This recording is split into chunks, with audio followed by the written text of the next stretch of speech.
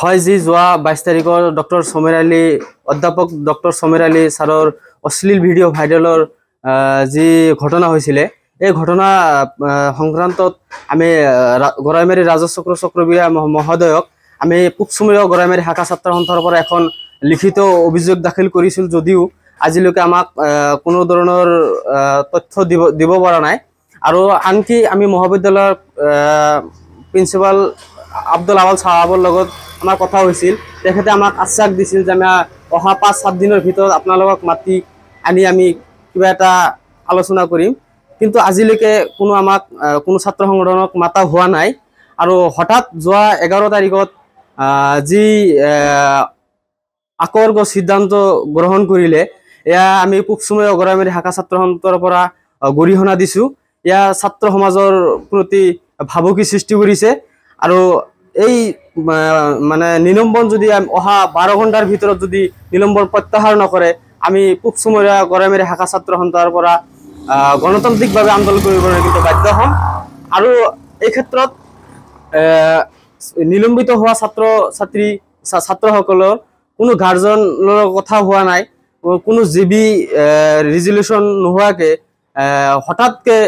এই সিদ্ধান্ত লোৱা হৈছে এয়া অবৈধ সিদ্ধান্ত বুলি আমি ভাবিছো আৰু আজি এই নিলম্বিত হোৱা ছাত্ৰ কেইজনৰ অভিভাৱক আৰু আমি প্ৰিন্সিপাল মহোদয়ৰ লগত আলোচনা কৰিবলৈ আহিছিলো যদিও আজি কলেজত প্ৰিন্সিপালৰ মানে অধ্যক্ষৰ ৰুম তলা ওলমা দেখা পৰিলক্ষিত হ'ল আৰু কেইবাটা ডিপাৰ্টমেণ্টৰ মানে ৰুম তলা মাৰা আমাৰ দৃষ্টিগোচৰ হৈছে কিন্তু এই ক্ষেত্ৰত চৰকাৰী অনুযায়ী এজন অধ্যাপক বা এজন শিক্ষকৰ ডিউটি যি 10টাৰ পৰা 5টালৈকে হ'ব লাগিব বুলি আমি জানো সবেই কিন্তু এই ক্ষেত্ৰত আমাৰ ফখৰুদ্দিন আলী আহমেদ মহাবিদ্যালয় কিন্তু আমি মানে অধ্যাপক সিমানখিনি দেখা নাই আৰু প্ৰত্যেকটা ডিপাৰ্টমেণ্টৰ তলা ওলমা আমাৰ পৰিলক্ষিত হৈছে আপোনালোকে নিশ্চয় চাইছে ইয়াতে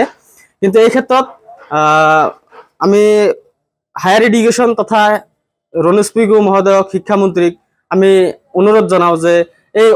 কলেজখনৰ ওপৰত চোখা নজৰ দিয়ে অন্যথায় কিন্তু এই কলেজখন ধ্বংসৰ পথত গতি কৰিছে আৰু এই যি আমাৰ ফখৰুদ্দিন আলী আহমেদ মহাবিদ্যালয়ৰ প্ৰিন্সিপাল মহোদয় এই হিটলাৰী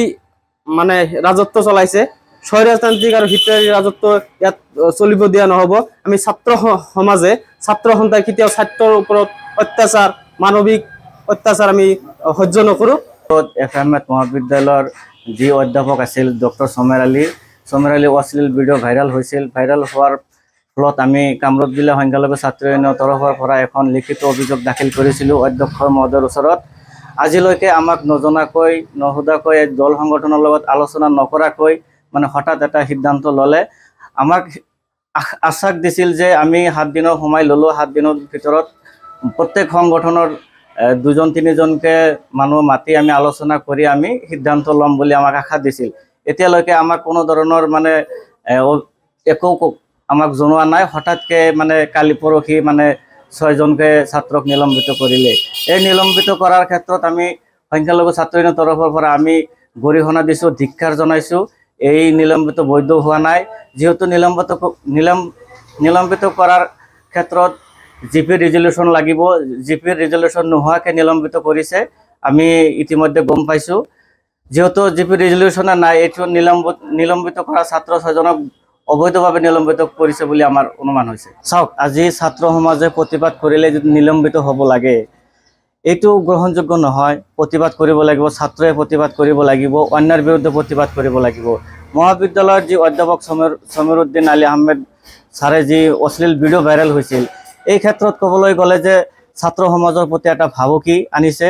আৰু এই 6জন ছাত্ৰক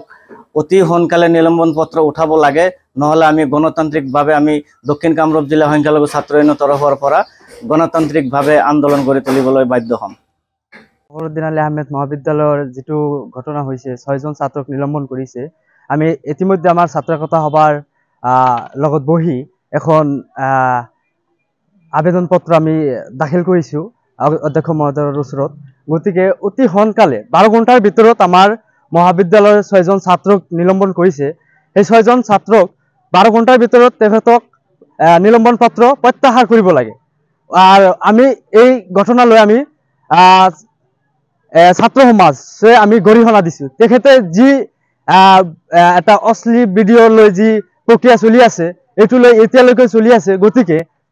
আমি এইটো লৈ আমি হুঁকিয়ানি দিছোঁ যে আমি 12 ঘণ্টাৰ পিছত যদি কোনো ধৰণৰ একশ্যন নলয়, আমি তেতিয়াহ'লে আমাৰ ছাত্ৰ সমাজ বা আমাৰ মহাবিদ্যালয়ৰ ছাত্ৰ ছাত্ৰী আমি গণ আন্দোলন কৰিবলৈ বাধ্য হ'ম। আমাৰ ফখৰুদ্দিন আলী আহমেদ মহাবিদ্যালয়ৰ যিটো অশ্লীল ভিডিঅ' লৈ যিটো কথা চলি আছিল, তো সেইটো লৈ আমাৰ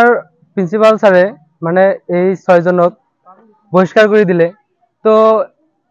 এই 6জনক কিয় বহিষ্কাৰ কৰিব লাগে? কিয়নো এই অন্যায়ৰ বিৰুদ্ধে কেৱল সেই 6জনে মাত মাতা নাই। আমি FA আহমেদ মহাবিদ্যালয়ৰ সকলো ছাত্ৰ ছাত্ৰী মিলিজুলি প্ৰতিবাদ কৰিছিলোঁ এইটো। তো